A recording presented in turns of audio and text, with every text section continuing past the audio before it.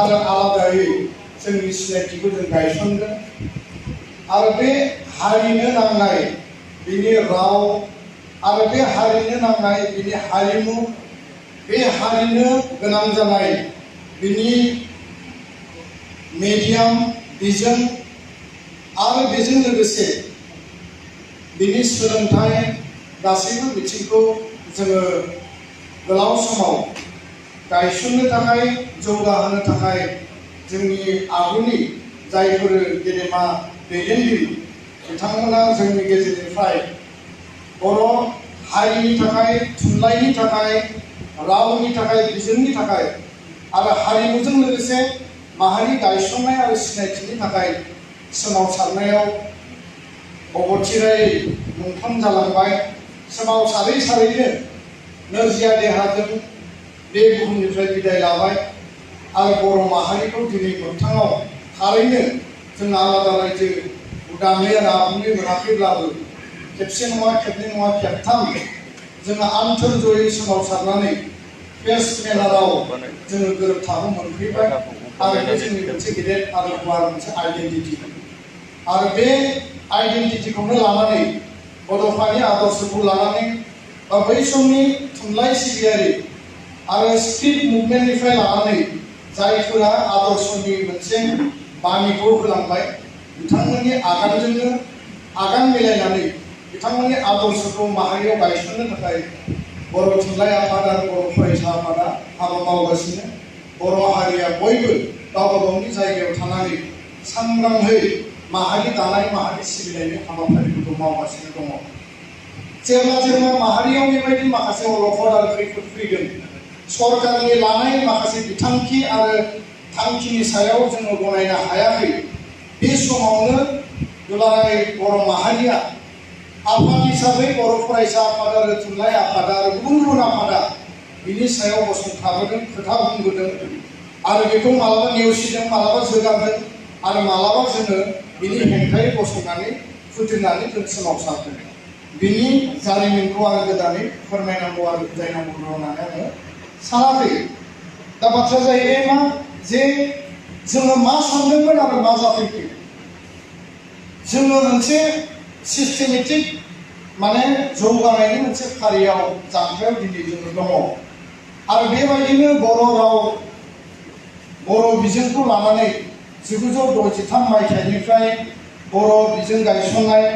बिनि सिगाङाव बर' थुनलाइ आफादनि जोनोम बिनि उनाव बर' फरायसा आफादनि जोनोम आरो गुबुन गुबुन आफादनि जोनोम बिनि उनाव स्क्रिप्टनि मुभमेन्ट फैबाय बे मुभमेन्टआव जों बयबो बारसोमबाय बे मुभमेन्टआव मुंख्लं जाबाय बिनि उनाव फैयै फैयै आलादा रायजोनि आन्दलन जाबाय आसामाव अफिसियेल लेंगुवेज हिसाबै असमियाखौ जाबसिननो नागिरनाय आसाम अफिसियेल लेंगुवेज एक्ट बेखौ लानानैबो जोङो खुद्रिखांदोंमोन आरो बै समनि आसाम सरकारा गुवाहाटी डिब्रुगड़ इउनिभार्सिटिनि सिङाव आरो सेवा सार्कुलारनि आन्दाराव असमिया रावखौ जाबसिननो नागिरनायनि हेंथायैबो जों बयबो खुद्रिसारदों आरो जों हेंथा खालामबोदों। बेबायदि माखासे थासारिखौ नेवसिनानै दिनै बर' रावा बर' मिडियाम हिसाबै जोङो मेट्रिक लिरबाय मोजां रिजाल्ट खालामो जोङो हायार सेकेन्डारि कलेज आरो इउनिभार्सिटि लेभेलाव बर'जों जोङो फरायनो हानायनि बा साबजेक्ट मेजर आरो मास्टार डिग्री हिसाबै फरायनो हानायनि स्क'पा जोंहा जाबाय बेखौ गोदानै आरो बुंनो गोनां गैया। सोमावसारनायनि जोंनि दाबिजोंनो 90 सिडुलाव हाबबाय आरो आसामाव दिनै अफिसियेल लेंगुवेज एक्टखौ सोदांनानै बर' रावखौबो एस'सिएट अफिसियेल लेंगुवेज हिसाबै गनायथि होनो बाध्य जाबाय आरो जोंनि दाबि बायदियैनो थाखो 11 आरो 12 11 आरो 12आव बर' बिजोंजों फरायनो हानायनि थाखाय आसाम सरकारा खालामनो थाखाय दिनै मोनसे माने बिथांमोना थांखि लानो बाध्य जादों आरो बे थांखि लानायनि आन्दोआव बर' हारिनि सोमावसारनायजों लोगोसे एबसु आरो साहित्य सभानि नारसिननाय आरो बे नारसिननायखौ बिथांमोना दोननो हायैनि राइट टु इडुकेसननि बाथ्रायानो होन न्यू एजुकेशन पलिसिनि बाथ्रायानो होन 11-12 सिम जोङो फरायनो हानायनि स्क'पखौ 2023निफ्राय जोङो मोननो थांगासिनो दङ 2023निफ्राय। दा बिनि थाखाय बिजाब बानायनांगौ आसाम हायार सेकेन्डारि काउन्सिलजों जों रायज्लायबाय आरो गासै हाबाफारिफोरखौ गिबि मन्थ्रि आरो सोलोंथाइ मन्थ्रि लेभेलाव डाइरेक्टर लेभेलाव जोङो नारसिननांगौ बेखौ प्रेसार होनानै मावफुंनांगौनि बेलायाव जों अलमोस्ट साक्सेस जानाय बायदि मोनसे थासारियाव सफैबाय। बेबायदि परिबेसाव गोदानै आसामाव मोनब्रै बिथांखि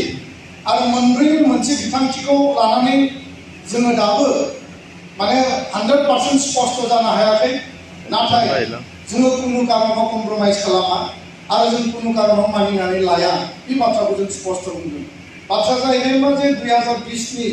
27 जानुवारिनि बर' गोजोन गोरोबथा बायदियै BTR आव थानाय आरो आसामाव थानाय बर' मिडियाम स्कुलखौ 100% प्रभिन्सियलाइज खालामनांगौ on the basis of need बेस आरो जोंनि एरियायाव फरायसालिखौ रायजो राजाया ससियेल आरो पाब्लिक मुभमेन्ट हिसाबै गायसनदों। स्कुल नांगौ गायसनदों, बिनि उनाव पारमिशन रिकगनिशन जादों, बिनि उनाव सरकारा एडप्ट खालामो। बे जाबाय आसामनि स्कुल गायसननायनि नियम, खारन स्कुलखौ आसाम सरकारा डाइरेक्टयै गायसनहोआखै। आरो बेखायनो बर' मिडियाम स्कुलनि गोबां स्कुला दाबो भेन्सार जानानै दङ, कलेजआ भेन्सार जानानै दङ आरो जायखौ लानानै एकर्डआव सोनाय जाबाय। एकर्ड मथे 2020 आवनो RCJ नि कमिटि दानाय जाबाय आरो RCJ नि कमिटिया दिनै 2.5 बोसोर जाबाय प्रभिन्सियलाइजेसननि खामानिखौ मावनो हायाखै। आरो बे कमिटिखौ जेला जोङो सोङो बे कमिटिया दायो माने मोनसे दिफां जानानै थानाय बायदि मोनसे अबस्थायाव। आरो बेखौ जेब्ला जोङो जाफुंनायखौ नुवाखै, जों आसामनि गिबि मन्थ्रिखौ बुंबाय जे स्कुल प्रभिन्सियलाइजेसना मा जागोन, आसामनि सोलोंथाइ मन्थ्रिखौ बुंबाय आरो गिबि मन्थ्रिया बुंबाय जे नीड बेस बेसिसआव जिखिनि स्कुल दङ, कलेज दङ, जों बेखौ खालामनोसै। बिनि थाखाय कुनु आयेन नाङा। जों बुंदोंमोन जे मडिफाइड खालामनाय मोनसे जोंनो एक्ट नांगौ, मोनसे मडेलिटि नांगौ, जि मडेलिटिनि आधाराव स्कुल प्रभिन्सियलाइज जागोन। नाथाय आसामनि गिबि मन्थ्रिया बै समाव बुंबाय जे जोंनो कुनु आयेन नाङा, दफायाव जि दङ नीड बेस बिनि आधाराव प्रभिन्सियलाइज जागोन। बिनि उनाव फैयै फैयै जों रायलायबाय आसामनि सोलोंथाइ मन्थ्रिजों। सोलोंथाइ मन्थ्रिया बुंबाय जे मडेलिटि बानायनानै आयेन बानायनांगोन, स्कुलनि डाटाखौ नांगोन। डिपार्टमेन्टआ BTR सरकार बा आसाम लेभेलनि जेसेबां स्कुल एडुकेशन डिपार्टमेन्टआ डाटाखौ कालेक्ट खालामबाय आरो जोंनिफ्रायबो होनाय जाबाय। दा बाथ्राया जाहैबाय मा जे गिबि मन्थ्रिया मोनसे बुङो, सोलोंथाइ मन्थ्रिया मोनसे बुङो। मालाबा मडेलिटि नांगौ होनना बुङो, मालाबा मडेलिटि नाङा होनना बुङो। आरो जोङो बिनि गेजेरावनो सरकारखौ बुंदों जे LP निफ्राय कलेजसिम जेसेबां भेन्सार इनस्टिट्युसन दङ सरकारा बेखौ प्रभिन्सियलाइज खालामनांगौ। आरो फैयै फैयै थांनाय 2021 नि डिसेम्बर दानाव मोनसे डिसिसन जाबाय जे LP निफ्राय कलेज नङा, कलेजनिफ्राय LP सो खालामगोन। जों बुंबाय हानिफ्राय दंफाङाव गाखोनांगौ, सरकारा बुंबाय दंफां बिजौनिफ्रायसो हायाव ओंखारनांगौ। बे जाबाय सरकारनि नीति। आरो जायखिजाया परिबेसाव जोङो बुंबाय दे नोंथांमोना जि मावग्रा मानो आराम्भ खालामब्ला जोबहैगोन मोनसे समाव। आरो बेखायनो 26 खान कलेज BTR आव थानाय प्रभिन्सियलाइजेसननि थाखाय गासै तथ्य लिस्टखौ होनाय जाबाय। नाथाय बे खामानिया स्ल' जायै दासिमबो आराम्भ जायाखै। सरकारा बुंदों जोङो खालामनोसै, जों खालामगासिनो दङ, खिन्थु बे खामानिया दिनैबो माने स्टार्ट जानानै बे जोबाखै आरो बेनि थाखाय जों सरकारजों जुजिगासिनो दङ। दा बाथ्राखौ आं गोलाव खालामालासिनो मोनसेल' पइन्टखौ आं बुंनो नागिरदों। बेबायदि प्रक्रिया सोलिबाय थानाय समावनो आसामनि सोलोंथाइ मन्थ्रिया आसामनि गिबि मन्थ्रिनि माने इडुकेशननि माखासे माइनरिटिनि आधाराव बिथाङा भिडिअ कनफारेन्सनि गुगोल मिटिंनि गेजेरजों मोनसे डिसिसन फोसावबाय, नो मोर स्कुल प्रभिन्सियलाइजेशन इन आसाम, आसामाव आरो कुनु स्कुल प्राधिकरण करा নহয়। बे बाथ्राखौ माने एडुकेशन मिनिस्टारा बुंबाय आरो बेखौ लानानै जों जेब्ला नुबाय, जोङो सरकारखौ बुंबाय जे नोंथांमोना क्लियार खालामनांगौ। 6.3 बर' जातीयताबादनि धाराजों आन्दोलननि गेजेरजों मोननाय दफानि आधाराव प्रभिन्सियलाइजेसननि मेटारा दङ आरो नोंथांमोना गोदानै आसामाव स्कुल प्रभिन्सियलाइज खालामनानै बुंदों। बेजों मा माने बे मोननै जि बिथांखि, बे बिथांखियाव गोरोबलायनाय दङ ना गोरोबलायनाय गैया? आं जोङो बे बाथ्राखौ स्पष्ट खालामनो होदों जे सरकारा दफाखौ मानियो ना मानिया, सरकारा सुक्तिखौ मानियो ना मानिया, बे बाथ्राखौ लानानै आसाम सरकारखौ सोंदों। खिन्थु आसाम सरकारा क्लियारलि जेबो बाथ्रा बुङाखै। नाथाय बिनि गेजेरावनो मैया जों मिथिबाय जोंनि बिटिआरनि मानगोनां चिफ प्रमद बर' बिथाङा बे माइनसखौ नुनायनि उनाव आसामनि सोलोंथाइ मन्थ्रिजों रायज्लायदों आरो दाख्लैबावैसो आसामनि गिबि मन्थ्रिखौ बबेबा मोनसे जायगायाव लोगो मोननानै बिथाङा सावरायनायाव बिथांनि सिगाङाव बुंदों जाहैबाय जे 6.3 आधाराव स्कुल प्रभिन्सियेलाइजेसन हबय माने जागोन बेजों बेहा सोमोन्दो गैया बे बाथ्राखौ बुंदों होननानै जोङो मैया मिथिहोदों आरो धेमाजियाव मैया जोङो मोनसे लेटार मोनदों 6.3 नि आधाराव धेमाजि डिस्ट्रिक्टनि सिङाव जेसेबां स्कुल दङ भेन्सार स्कुल बिनि डाटाखौ बिदों दा बे हिसाबै जोंहा बिश्वास दङ 6.3 खौ लानानै सरकारा जोंजों धेमालि खालामनाय नङा आरो कुनु कारनाव जों कमप्रमाइज खालामा दा बेखायनो मैया जोङो बिटिआरनि मानगोनां चिफखौ मोनसे आपिल होदों माइनस ड्राफ्ट खालामनो होदों आरो प्रप'जेल स्टेट गभर्नमेन्टआव लेटार हरनांगौ 6.3 नि आधाराव जि स्कुल प्रभिन्सियेलाइजेसननि दफा दङ बे दफा मथे बर' मिडियामनि स्कुल आरो कलेज गासैबो प्रभिन्सियेलाइज खालामनाय जागोन बे लेटारखौ आसाम सरकारा बिटिआर सरकारनो हरनांगौ आरो बिटिआर सरकारा एबसु आरो साहित्य सभानो रायजो राजानो मिथिहोनांगौ होमबाना बाथ्राया स्पष्ट जाबाय नङा होमबा दा बे बाथ्राखौ जोङो मैया स्पष्टयै बुंबाय प्रभिन्सियेलाइजेसननि मेटारनि सायाव आं गोलाव बाथ्रा बुंनो लुबैयाखै गोबां इडुकेसन रिलेटेड जेंना दङ नोंथांमोना बयबो मिथिगौ स्कुल मार्च खालामदों स्टुडेन्ट गैलिया बेनिखायनो मार्जारनि बाथ्रा बुंदों आरो बे बाथ्राखौ लानानै बुंदों जे बर' मिडियाम स्कुलखौ 2 बोसोरनि थाखाय कुनु कारनाव मार्जार खालामनो मोना बाथ्राया जाहैबाय बर' मिडियामनि स्कुलनि संख्या खम जायनि थाखाय जोङो भेन्सारखौ प्रभिन्सियेलाइज खालामनांगौ होननानै बुंदों बर' मिडियामा थांना थायोब्ला बर' बिमाजों जोङो गावनि सोलोंथाइखौ जों मोजाङै लानो हागोन बिश्वनि पण्डितफ्रा बुंदों बिमानि रावजोंनो मोजां सोलोंथाइ लानो हायो साबसिन हामसिन जोङो गियानखौ जोङो आरजिनो हायो बेबायदि समाव आसामाव 4,000 स्कुल मार्च खालामनानै गैया खालामगोन 4,000नि एगेन्स्टआव 10,000 20,000 50,000 जेसेबां पस्ट दङ बेबो बिलुप्त जासिगोन नङा होमबा आरो बै एक्जिस्टिं जेराव टिचार दङ सासे बेखौ माने गुबुन स्कुलाव माने ट्रान्सफार हरगोन जेराव भेकेन्सि दङ बेथ' जोब्बायानोसै बेखौ फिलआप खालामलिया आरो बे टारगेटआ 7,000 जाहैगोन दा बाथ्राया जाहैबाय बर' मिडियाम स्कुलखौ 2 बोसोरसिम माने मार्च खालामनो मोना गिबि मन्थ्रिनि माइनसआवबो दङ एडुकेसन मिनिस्टारनि माइनसआवबो दङ बिटिआर सरकारजों रायज्लायनाय माइनसआवबो दङ आरो बे माइनसखौ कुनु कारनाव भायलेसन खालामनो मोना बे बाथ्राखौ जों बुंदों कारन बर' मिडियामनि स्कुला जुदि मार्च जायोब्ला बर' मिडियाम स्कुला खमायगोन फारसेथिं लार्जेस्ट एमप्लयमेन्ट सेक्टरा गैया जागोन जेराव बर' मानसिनि इक'नमि बर' मानसिनि सार्भाइभेल आरो बर' इडुकेसना बेजों माने बिथा खालामनाय दङ दा बेखायनो बे मार्जारखौ जों बन्द खालामनो थाखाय आसाम सरकारखौ बुंदों खिन्थु बिथांमोना मालाबा बरपेटा गवालपारा धेमाजि लखिमपुर गलाघाट बे जायगाफोराव नलबारिफ्राव नटिस हरदों मार्च खालामनांगौ सरकारा मोनसे बुङो सीएमआ एडुकेसन मिनिस्टारा आरो अफिसारफ्रा माने मार्च खालामनायनि थाखाय अर्डार नटिस खालामदों बेखौ जों मालाबाबो मानियाखै बेजों लोगोसे बिटिआरआव गोबां सिंगल टिचार जिर' टिचार स्कुल दङ दाबो आसामावबो दङ 600नि बारा सिंगल टिचार स्कुल दङ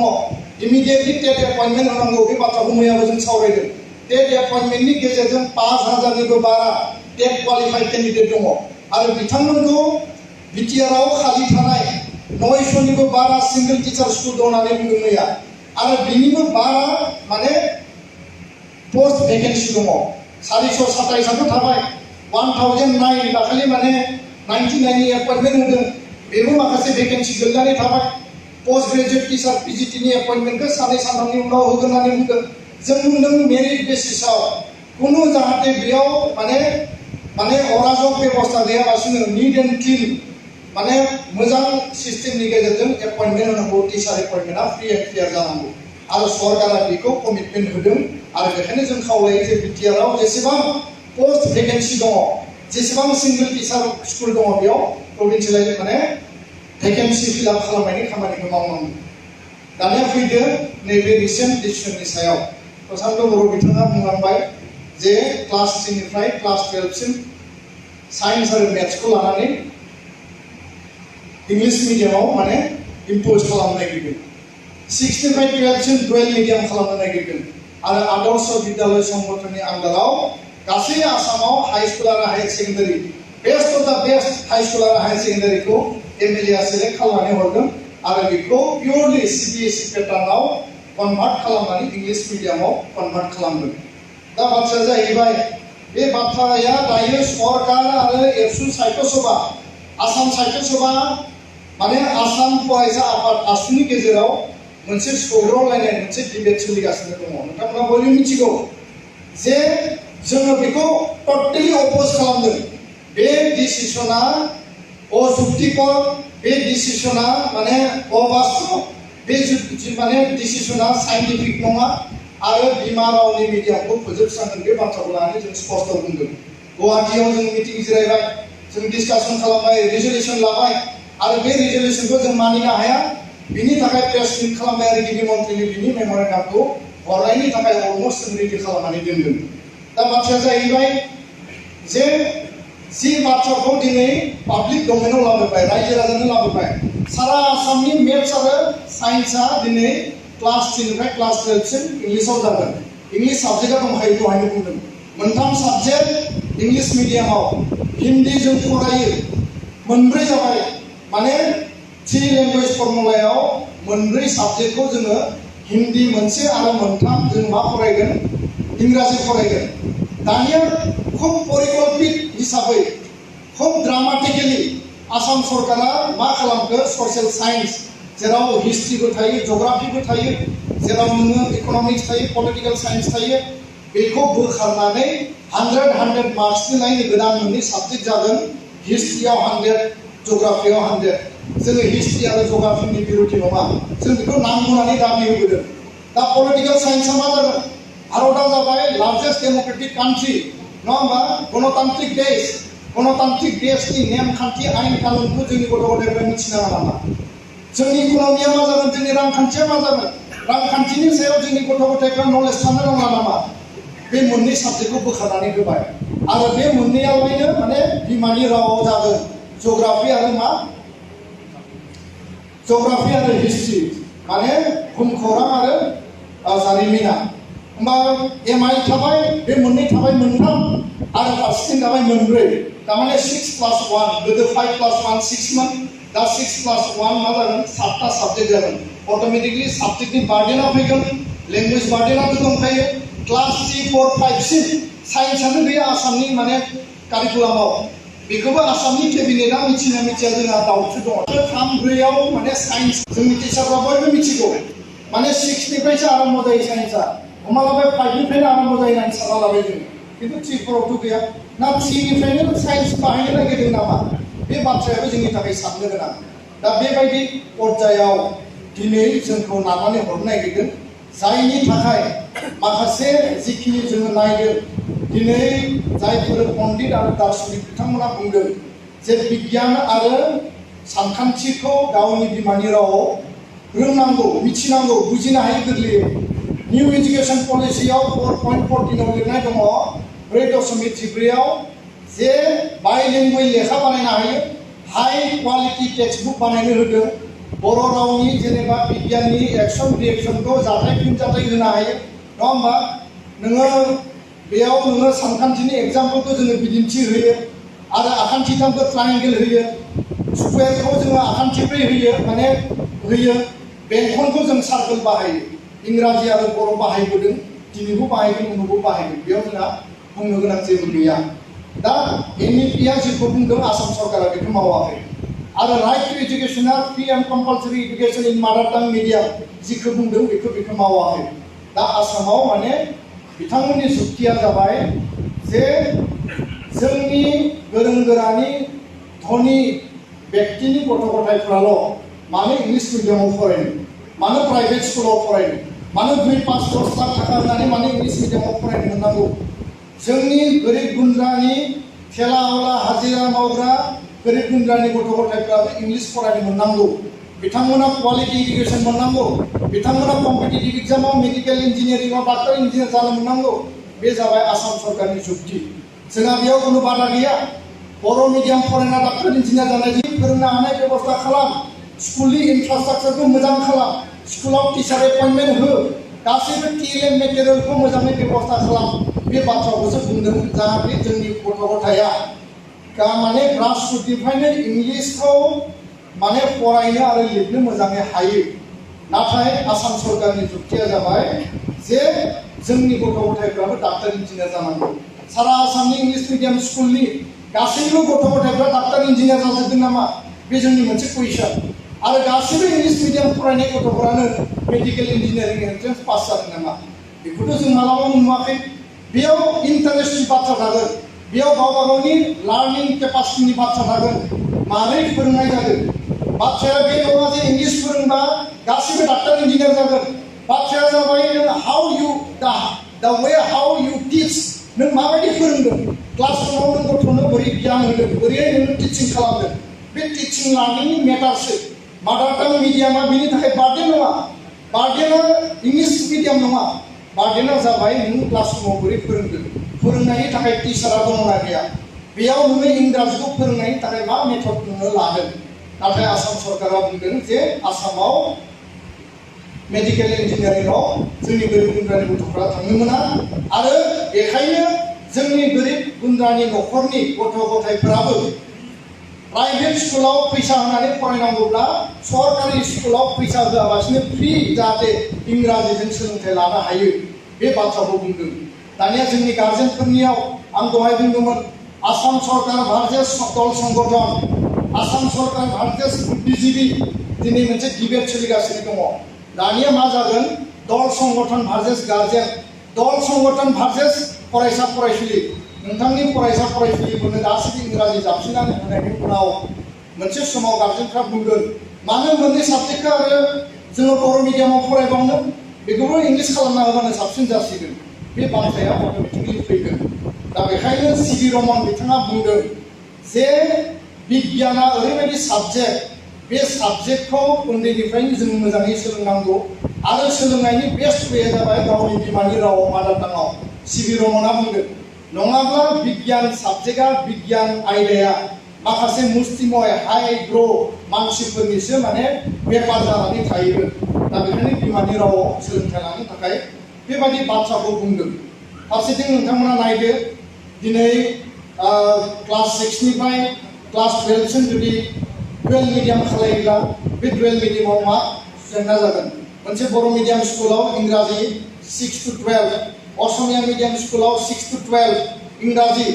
असमिया मिडियाम बर' मिडियाम मिक्स मिडियाम स्कुलाव 6 to 12 आरो अट'मेटिकलि मोनसे प्रब्लेम फैगोन जे नोंनि गथ' गथायखौ फुल लिबार्टि होनाय जागोन सोंनाय जागोन नों मा मिडियामाव फरायनो गार्जेनखौबो सोंनाय जागोन बबे मिडियामाव फरायनो हमना लाबाय क'क्राझारनि हातरमारियाव जोंहा मोनसे एलपि स्कुल दङ बा हाइ स्कुल दङ बे एमइ स्कुल हाइ स्कुलनि गथ' गथायखौ जेब्ला एडमिसन लानो थांगोन टिचारा सोंगोन नों मा मिडियामाव फरायनो गासिबो स्टुडेन्ट आरो टिचारानो बुंगोन जे आङो जुदि गार्जेना मटिभेट खालायाब्ला स्टुडेन्टफ्रा जुदि गावनो मटिभेटेड नङाब्ला बुंगोन जे आं इंलिसाव फरायगोन अट'मेटिकेलि बर' मिडियामा माबायदि मोनसे अबस्थायाव थांगोन बर' मिडियामा हिउमिलिएसनाव थांगोन बर' मिडियामा बर' गोरिब गुन्द्रा माने जाम्बा जाम्बिनिल' मोनसे भाषा जानानै थाहैगोन बर' मिडियामफोरावबो प्रिफार खालामनाय नङा लासै लासै बर' मिडियामा जोबलांगोन आरो बे आसामनि मोनसे मोनसे डिस्ट्रिक्टनि 10टा स्कुल दासो 10टा उननि टाइमाव आरो 10टा उननियाव 10टा गासैबो स्कुला जुदि डुवेल मिडियाम जालांजोबोब्ला दासिम सारा आसामाव 300टा स्कुलखौ इंलिश मिडियाम खालामगोन डुवेल मिडियाम आरो क्लास 3 निफ्राय 12 सिम साइन्स आरो मेथ्सआ इंराजि जानोसै 126टा आदर्श विद्यालया इंराजि सिबिएसइ जानोसै दैट मीन्स 500नि बारा आसामाव माने इंराजि मिडियाम जागोन सारा आसामनि स्कुलाव सरकारि स्कुलाव क्लास 3 to 12 साइन्स आरो मेथ्सआ इंराजि जानोसै दा बे बाथ्राखौ लानानै जों गनायनो हायाखै आरो बेजों बर' जातीयता बा बर'नि फिउचार बर' मिडियाम बर' भाषा थायोब्ला माहारिया थागोन बर' भाषा बर' रावा थानो थाखाय बर' बिजोङा थानांगोन जों जिखिनि स्ल'गान होबाय थादों बे स्ल'गाना मोनसे टाइमाव गैया जाहैगोन आरो बे बाथ्राखौबो बे भबिष्यतबाणीखौबो आं बुंदों जे जोंनि जेनेरेसना जोंनि आइ आफानि आदा बाजैनि जेनेरेसना बर' आन्दलन मोनदों भाषा आन्दलन मोनदों मिडियामनि स्क्रिप्टनि मुभमेन्टखौ मोनदों आसाम आन्दलनखौ मोनदों आरो बर' जातीयता बा बर' माहारिया जे एखुथा बेखौ एस्टाब्लिश खालामनो थाखाय जोङो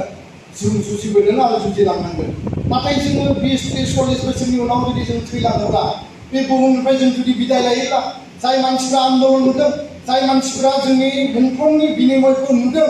मुंख्लं जानांनायनि थासारिखौ जों नुदों बे मानसिफ्रा जुदि गैया जायोब्ला जोंनि फिसा फिसौनि जेनेरेशना जुदि कुनु बेबायदि परिबेसाव गोलैयाब्ला बेबायदि कुनु आन्दलनखौनो जुदि नुवाब्ला बिसोरनि जेनेरेशनाव बर' मिडियामा स्कुल लेभेलाव गैया जायोब्ला न'नि भाषायाव बेसेबां थांनानै थागोन बर' एमआइजों बेसेबां थांनानै थागोन आरो बर' हारिनि अस्तित्वनि माने प्रश्नआ बे समाव जाहैगोन दा बेखायनो मानगोनां रायजो राजा नोंथांमोन मेलेमजिबि नोंथांमोन बे बाथ्राखौ लानानै माखासे कन्ट्राडिक्टरि स्टेटमेन्टफोर होनायखौ जों नुदों आरो कन्ट्राडिक्टरि स्टेटमेन्टआ ओरैबायदि इन्टारेस्टिं नोंथांमोना नाय जे आसामनि गिबि मन्थ्रिया बुंदों आसामनि गिबि मन्थ्रिया जेब्ला जोङो अपोज खालामबाय थुनलाइ आफाद आरो आसाम साहित्य सभा बर' साहित्य सभा आसु आरो एबसु जेला अपोज खालामबाय गिबि मन्थ्रिया बुंबाय बिथांमोनाथ' अपोज खालामखागोन अपोज खालामनायखौ आङो मिथिबाय आं बुजिबाय मय बुजिल' अपोज खालामनायखौ आङो सन्मानबो होबाय मय सन्मानबो जनायसु किन्तु सरकारा जि डिसिसन लादों बेखौ जों मावलांगोन हारि माबायदि एन्सार बे नङा होमबा अपोज खालामनायखौ खोनाबाय अपोज खालामनायखौ बुजिबाय अपोज खालामनायखौ आं सन्मान होबाय किन्तु सरकारा जि थांखि लादों बेखौ मावलांगोन आरो सन्मान होदोंबाथ' जों रायज्लायनांगौ ना बे मेटारखौ लानानै कुनु दल संगठन कुनु साहित्य सभा कुनु बुद्धिजीवी कुनु भाषाविद कुनु गियानी गुणी पण्डितफोरजों आसाम सरकारा रायज्लायाखै डाइरेक्ट आसाम केबिनेटआ माने गावनि अधिकारखौ बाहायनानै डाइरेक्ट इमप्लिमेन्ट खालामदों नङा होमबा इमप्लिमेन्ट खालामदों दा बेखौनो जोङो बुंदों जे मानो आल'सना खालामालासिनो नोंथांमोना डिसिसन लाखो आरो बिनि उनाव जोङो बेखौ अपोज खालामबाय आसाम साइन्स ससाइटिनि जे मोनसे माने बिगियाननि मोनसे ससाइटि दङ आसामाव आरो बे बिगियाननि ससाइटियाव डक्टर अलक बरागहाइ डिब्रुगड़ इउनिभार्सिटिनि retired vice chancellor doctor Abani Bhagabati Guwahati इउनिभार्सिटिनि रिटायार्ड रेजिस्ट्रार बिथांमोना बुंदों जे साइन्स साबजेक्टखौ सोलोंनो थाखाय गावनि बिमानि रावानो साबसिन गथ'नि गोरलै मेलेमाव बिमानि रावजों बिगियानखौ फरायबासो साबसिन बुजिनो हागोन आरो बेखौ साइन्स ससाइटिया कुनु कारनाव गनाया बिनि थाखाय आसामनि गिबि मन्थ्रि सोलोंथाइ मन्थ्रि आरो एडभाइजार आरो बिनि उनाव नायदो दानिया माखासे माने एक्सन रिएक्सनफोरखौ आसामनि इडुकेसन मिनिस्टारा बुंदों जे मैया बुंदों 8 मास सिगाङाव आसामनि दल संगठनफोरजों रायज्लायनाय जादों होननानै आसामनि गासै दल संगठननियाव आं टेलिफन खालामबाय आरो माने स्टाडि खालामबाय रावबो दल संगठनखौ आसाम सरकारा रायज्लायनो हराखै आरो बे बाथ्राखौ रावबो खिन्थायाखै 2 नम्बराव बिथाङा बुंदों जे जोङो जि डिसिसन लाबाय आंनि माने पटियन बैसो माने जोङो माने बेखौ फोथायनानै लादों जे माने साइन्स आरो मेथ्सखौ इंलिसाव फोरोङोबासो साबसिन जायो बेबायदि बिथाङा बुंदों केशव महन्त बिथाङा मैयाना दाख्लै बुंदों मा बुंदों जाय माने बे हेल्थ मिनिस्टार जे आसामाव गासै जि मेडिकेल इन्स्टिटिउसन दङ बिनि जि कारिकुलाम जि बिनि टेक्सट बुक प्रधानमन्त्री मोदीआ बुंदों अमित शाहआ बुंदों जे मेडिकेल आरो इन्जिनियारिंआव मादार टां जानांगौ एसामिसाव तामिलाव तेलुगुआव बा जेसेबां दङ आसामनि माने भारतनि रिकगनाइज लेंगुवेज गावनि बिमानि रावाव माने एनइपि बायदियै हायार इडुकेसनखौबो बिमानि रावाव मोननाय जानांगौ मोदी आरो अमित शाहनि स्टेटमेन्ट बे क्लियारखा बिनि उनाव थांनाय बोसोराव आसामनि गिबि मन्थ्रिया बुंबाय मा बुंखो बै एपिएससिनि एसामिस लेंगुवेज बर' लेंगुवेजखौ लानानै बोखारनायखौ लानानै दावराव जादोंमोन उनाव जे बेखौ लाखिफिननांबाय बिनि उनाव बुंबाय मा जे जोङो एसामिस लेंगुवेजखौ इउनिभार्सिटिसिम जोङो फरायो असमियाजों जोङो मेडिकेल आरो इन्जिनियारिंखौबो असमियाव खालामसिगोन बे बाथ्राखौ बुंबाय बेखौ लानानै मैयाना दाख्लै केशव महन्तआ बुंदों जे मेडिकेल फरायनो थाखाय डाक्टार जानो थाखाय असमियानि जि टेक्सट बुक नांगौ आरो बिनि जि डिक्सनारि नांगौ बे डिक्सनारिखौ जों बानायबाय थागोन फैबाय थानाय 10 मासाव बियो जासिगोन प्रफेसारफोरखौ क्लास खालामनो थाखाय ट्रेनिं होगोन लेखाखौ बानायनाय जागोन आरो डिक्सनारिखौ बानायनाय जागोन क्लास 3-4 आव साइन्स जाबसिननानै होबाय डुएल मिडियाम माने साइन्स मेथ्सखौ इंलिसाव जाबसिनबाय डुएल मिडियाम इंराजियाव खालामनो नागिरदों बिनि उनाव इन्जिनियारिं आरो मेडिकेलखौ मा असमिया रावजों खालामगोन गथ' गोरलैफोरनि थाखाय मा इंराजि आरो गिदिर मानसिफोरनि थाखाय मा खालामनो नागिरदों असमिया बाहायनो नागिरदों नाटकखौथ' बुजिबाय नङा होमबा आरो बर' मिडियामखौ बुंदों higher secondary first year second इयारखौ बर' मिडियामाव खालामगोन आरो पर्यायक्रमे डिग्रीयावबो बर'जों फरायनो हानाय माने आर्ट्सखौ फार्स्टआव खालामगोन बिनि उनाव साइन्स आरो कमार्सखौ खालामगोन बे जाबाय आसाम सरकारनि लुटि बाबर माने स्टेटमेन्ट मन्त्रिया माबा मोनसे बुङो सीएमआ माबा मोनसे बुङो प्रधान मन्त्रिया माबा मोनसे बुङो आरो मावो माबा मोनसे दा बे बाथ्राफोरखौ लानानै जोंहा गोबां साननो गोनां दङ जों मिथिनायाव गुजरातआव महाराष्ट्रआव तामिलनाडुआव पाइलट सिस्टेमाव इंराजिखौ साइन्स आरो मेथ्सखौ बाहायनायनि माखासे बे जायगाफोराव पाइलट सिस्टेमाव इमप्लिमेन्ट खालामनाय जादोंमोन किन्तु बेयाव साक्सेस जायाखै बेयाव फेलार जादों आरो दिनै आसामाव जर जबरदस्ति दिनै जाबसिननानै होनो नागिरदों बे बाथ्राखौ लानानै दुलाराय बर' फरायसा आफादा मैया बिटिआरनि मानगोनां चिफ आरो काउन्सिल सरकारखौ बुंबाय जे एबसु आरो साहित्य सभाया मानिया बर' रायजो राजाया मानिया आरो बेखौ लानानै आसाम सरकारजों रायलायनांगौ आरो बिथांमोना बिनि सायाव रायलायगोन होननानै जोंनो खोथा होदों आरो जोंनि एमएलए मन्त्रि जायफोर दङ रुलिंआवनो था अपोजिशनावनो था बिथांमोनाबो एसेम्ब्लियाव बे मेटारखौ लानानै डिबेट खालामनांगौ आरो आर्गुमेन्ट खालामनांगौ बे बाथ्राखौ जों खावलायबाय किन्तु बाथ्राया जाहैबाय मा भेरगाव आरो मैया काजलगाव जोंनि पाब्लिकनिफ्राय जिखिनि अपिनियन फैदों खोब पजिटिभलि फैदों अपिनियना किन्तु मालाबा मालाबा साफा सानै जोंनि सिन्ताबिद जोंनि माने सांग्रां व्यक्तिफोरनियावबो बे मोनसे कन्ट्राडिक्सना फैयो बे मोनसे साननाया फैयो जे इंराजि सोलोंबा साबसिन रोंगोन नामा इंराजियासो साबसिन जागोन नामा आं दहाय जे बुंबाय सरकार भारतीय संगठन बे सरकारा दिनै गैया जासिगोन सरकारा ओरैबायदि मोनसे केम्पेइन खालामदों ओरैबायदि मोनसे प्रलोभन खालामदों जे इंराजि मिडियाम फरायोब्लासो जोंनि गथ' गथायफ्रा साख्रि बाख्रि साख्रिजों तुलना खालामनो हानाय बुस्थु नङा भाषाया जोंनि जातीय अस्तित्व स्वाभिमान भाषा गैयाबा जातियाव बोरै थागोन बे बाथ्राखौ जों बुंदों किन्तु बिथांमोना बुंनो नागिरो जे बर' मानसिया इंराजि रोङैखाय असमिया रोङैखाय माने साख्रि मोनाखै किन्तु जोंथ' बेबायदि नुवाखै दिनै आसामाव कम्पिटिटिभ एग्जाम जायो साख्रिनि एप्लाइ जायो इन्टारभिउ जायो सोरबा अफिसारा जोंखौ असमिया इंलिस रोङाखै होननानै अनसिथ खालायदोंब्ला बे अफिसारफोरनि दाय बे जोंनि दाय नङा कारन क'क्राझार जिल्लानि स्वयं दिनै एसपि प्रतीक टुडेया बिथाङा आईपीएस अफिसार बिथाङा महाराष्ट्रनि माराठी मानसि बिथाङा जेला यूपीएससी सिविल सार्भिसाव प्रिलिमाव पास जाबाय मेन्सआव पास जाबाय बिनि उनाव भाइभायाव थांबाय भाइभायाव रिकगनाइज इन्डियान लेंगुवेजखौ 22टा लेंगुवेजखौ लानो हायो नों इंराजि हिन्दी रोंथारनांगौ होननाय खोथा गैया बिथाङा माराठी लेंगुवेज सेलेक्ट खालामनानै लाबाय आरो माराठीयावनो बे साबा पेनेलनि इन्टारभिउ बर्डजों बिथाङा इन्टारेक्सन खालामदों बिथांनि खाथियाव माराठी गोरों आरो इंराजि गोरों इन्टारप्रेटार दङ बिथांमोना इंलिसाव सोङोब्ला बे इंलिसखौ बिथाङा बुजायनानै होयो इन्टारप्रेटारा आरो बिथाङा माराठीयाव एन्सार होयो आरो माराठीयाव एन्सार होनायनि थाखाय नों इंलिस रोङा नों हिन्दी रोङा जों नोंखौ नेग्लेक्ट खालामनोसै नोंथ' अल इन्डिया सार्भिस खालामगोन बबे स्टेटआव थांगोन नोंथ' भाषा रोंनांगोन बिदि होननानै बेखौ साख्रिनिफ्राय दानाखै बे माराठीयाव इन्टारभिउ होनानै बे Indian police service IPS officer जाबाय बेथ' प्रमाण दा बेबायदि माबायदि बुंनो हायो आसामाव 23 लाख इडुकेटेड आनइमप्लयड दङ रेजिस्टार्ड आनरेजिस्टार्डखौथ' जों सानना मोननाय नङा आसाम सरकारा बुंबाय 1 लाख मानसिनो साख्रि होगोन 6 मासनि बारा जाबाय 30,000नि बारा एपइन्टमेन्टखौनो होनो हायाखै होमबा जोंखौ साख्रिनि लब देखायनानै दिनै भाषा नांगौ ना साख्रि नांगौ बे माबायदि स्लगान जानो हायो फालाय बेथ' जोंनि थाखाय मालाबाबो गनायथाव जानो हाया दा बेखायनो मानगोनां हाउस आङो बे बाथ्राखौ लानानै स्पष्टबादि दुलाराय बर' माहारिया भाषाखौ लानानै सोमावसारबोदों शहीद जाबोदों भाषाखौ लानानै जोङो दावहा नांनांगोन आरो जोंनि जि रायजो राजा जों कनसियास व्यक्तिफोरनि जि सिन्ता बर' मिडियामखौ लानानै कमप्रमाइज खालामनो जों मोननाय नङा आरो थाखोथाम थाखोब्रैयावनो जुदि इंराजिजों लोगोसे साइन्स आरो मेथ्स जाबफिनोब्ला डुवेल मिडियाम इन्ट्रडाक्सन जायोब्ला भेन्सार स्कुलनि प्रब्लेमाथ' थाबाय आदर्श बिद्यालय जेराव मन्त्रि मल्ला अफिसार फरायदों बेस्ट अफ द बेस्ट माने टप 10 रिजाल्ट खालामदों सेबानि आन्दाराव काउन्सिलनि आन्दाराव बे स्कुलखौ जुदि सिबिएसइ सोलायना होयोब्ला गाज्रिसिन स्कुलासो जोंनियाव आखायाव थालांगोन मोजांनि स्कुला गासिबो इंराजि मिडियामाव कनभार्ट जागोन डेट मिन्स गासै आसामाव लासै लासै इंराजि मिडियाम दा बेबायदि कनसेप्टआव बर' मिडियामखौ मार्डार खालामनायनि मोनसे परिकल्पना सोलिदों नामा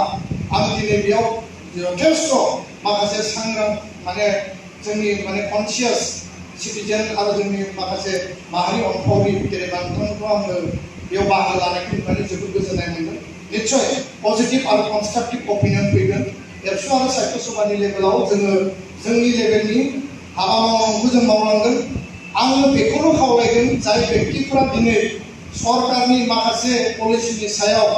मालाबा इउटिउबाव ससियेल मिडियायाव प्रेस मिट खालामनानै खोथा बुङो बर' जातीयताबादनि थाखाय गिदिर खोथा बुङो बै व्यक्तिफोराबो दिनै सरकारनि बेबायदि बाथ्राफोरनि सायाव अपिनियन बिल्ड आप खालामनानै स्टेटमेन्ट होनायनि बाथ्राफोरखौ बुंनांगौ आं बेखौसो खावलायगोन आरो डक्टर नगेन सैकिया डक्टर बसन्त डेका सोरबा अलक बराहाय बिथांमोना जेरैबायदि गावनि लेभेलाव बाथ्राफोरखौ बुंदों जोंनियावबो जथेस्थ बेबायदि माने व्यक्तिफोर दङ साहित्यिकफोर दङ एकाडेमिशियानफोर दङ रिटायार्ड मानसिफोर दङ जोंनि लेभेलाव आवाजखौ जों दैखांनांगोन खारन साहित्य सभा आरो एबसुनिल' मेटारफोर जाबसिना हरोब्ला जोङो मालाबाबो जोंनि भइसखौ जोङो माने मेजरिटि लेभेलाव जों श' खालामनो हानाय नङा आसामाव आसाम साहित्य सभा बर' साहित्य सभा आसु एबसुनि माने जयन्ट इनिसिएटिभआव 16टा आसामनि टिचार अर्गानाइजेशनफोरखौ लानानै फैबाय थानाय 6 तारिखनि 2टा बाजियाव गुवाहाटीनि प्राक कन्टिनेन्टेलाव मिटिं जागोन आरो बेयाव बर' प्राइमारि टिचार एसोसिएशनबो लिंदों बड' डिपार्टमेन्ट कलेज टिचार एसोसिएशनखौबो लिंदों आरो बिनि गेजेरजों बै टिचार संगठनफ्रा मा होनो बिनि सायाव जोङो अपिनियनखौ लागोन आरो बिनि उनाव गासै आसामनि ट्राइबेल अर्गानाइजेशन गुबुन अर्गानाइजेशनफोरबो जों लिंगोन सारा आसामाव जोङो मोनसे एडुकेशन माने कन्वेन्शन नेशनेल कन्वेन्शन पार्टिगोन बेयाव जोङो फिडबेक लागोन नाथाय मोनसे बाथ्राखौ स्पष्टयै बुजिनानै ला 3-4आव साइन्स खालामनो नागिरदों बिनि उनाव डुवेल मिडियाम जाबसिननो नागिरदों CBSE माने आदर्श बिद्यालय खालामनो नागिरदों बेयाव टिचार एपइन्टमेन्टनि बाथ्रा बुङाखै सासेबो टिचार बेयाव एपइन्टमेन्ट होनाय नङा नोंथांमोनानो साइन्स आरो मेथ्सखौ माने इंराजियाव फोरोंनांगोन जिअग्राफि आरो हिस्ट्रिखौ नोंथांमोनानो बर'आव फोरोंनांगोन आरो बे सासेयानो गासिबो फोरोंनांगोन आरो फोरोंनो जुदि हायाब्ला इंराजियाव फोरोंनो हायाब्ला मोजां रिजाल्ट जायाबा नन पारफर्मिं टिचार हिसाबै कम्पालसरि भलन्टारि रिटायारमेन्ट नोंथांमोनखौ होगोन नोंथांमोननि बेयाव खामानि गैला नोंथांमोना बिदाय लानानै न'आव थांगोन बे जाबाय सरकारनि डिसिसन 12 मिडियामाव कुनु इंलिश मिडियामनि टिचार होनाय नङा लन्डन आमेरिकानिफ्राय टिचार लाबोआ अबा गुजरात अबा हारियानानिफ्राय टिचार लाबोआ नोंथांमोनानो एके स्कुलाव बर' मिडियामनि 6 to 12 बर'आव फोरों नोंथांमोनानो एके स्कुलाव 6 to 12 इंराजि मिडियामखौ फोरोंनांगोन आरो फोरोंनो हायाबा कम्पालसरि BRS लानानै नोंथांमोनखौ न'आव फाथायहरगोन नोंथांमोना सरकारनि आरो एडुकेशन डिपार्टमेन्टनि प्रपार्टि हिसाबै जानानै गैया नोंथांमोना इउजलेस जाबाय बे जाबाय सरकारनि नीति आं बुङाखै साहित्य सभाया बुङाखै जोङो फोरोंगिरिफोरखौ मान होयो मर्यादा होयो आरो फोरोंगिरिफ्रा सुबुं धोन सोरजिनायाव बर' मिडियाम लाखिनायाव गोदोनिफ्रायनो खामानि मावगासिनो दङ मावलांगोन किन्तु सरकारा बेबायदि मोनसे नीति लादों आरो बिनि सायाव सिन्था खालामदों जोंनि गेजेराव गावसा गावसि खालामनायनि मोनसे लबि लाबोदों मोनसे केम्पेइन खालामदों जों इउनाइटेडलि थानांगोन आरो जों जुदि गावस्रायोब्ला बेयाव सरकारा बुंगोन नोंसोरनि गेजेरावबो इंराजि लुबैग्रा मानसि दङ गतिके इंराजि मिडियामा आरम्भ जानांसिगौ बेखिनि बाथ्राखौनो बुंबाय गोजोनथों थेंक इउ